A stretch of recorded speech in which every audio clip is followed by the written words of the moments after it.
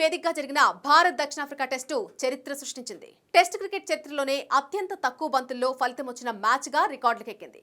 కేవలం 1.5 రోజుల పాటు సాగిన ఈ మ్యాచ్ ఫలితం 106.2 ఓవర్లలోనే తేలిపోయింది. టీమిండియా 7 వికెట్ల తేడాతో విజయం సాధించి సిరీస్ను 1-1తో సమం చేసింది. కేప్టౌన్లో భారత్కు ఇదే తొలి విజయం కావడం విశేషం. అయితే ఈ మ్యాచ్లో సంచలన బౌలింగ్తో చెలరేగిన మహమ్మద్ సిరాజ్ను player of the match award వరించింది.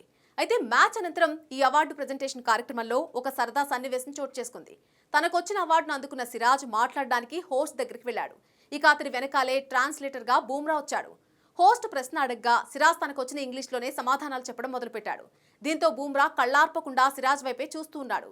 దీంతో యాంకరమ్మ బూమ్రా ఎందుకొచ్చాడు అని నవ్వుతూ అడగ్గా ఒక్కసారిగా బూమ్రా సిరాజ్లు గట్టిగా నవ్వేశారు. కాగా సిరాజ్ కు అంత ఫ్లూయెంట్ గా ఇంగ్లీష్ రాదు. దీంతో ఇలాంటి ప్రెజెంటేషన్ కార్యక్రమాల్లో అతనికి ట్రాన్స్లేటర్ గా సహచర టీమిండియా క్రికెటర్లు వస్తూ ఉంటారు. అందులో భాగంగానే తాజాగా బూమ్రా వచ్చాడు. అయితే తనను పిలిచి కూడా ఏం మాట్లాడనివ్వకపోవడంతో బూమ్రా అయోమయంగా చూస్తూ అలాగే నిల్చునుండిపోయాడు. నన్నెందుకు పిలిచావన్నట్టుగా బూమ్రా చూశాడు. ఇంగ్లీష్ తెచ్చిన తిప్పలు ఎంత పనిచేశాయి అంటూ నెటిజన్లు సరదాగా కామెంట్ చేస్తున్నారు.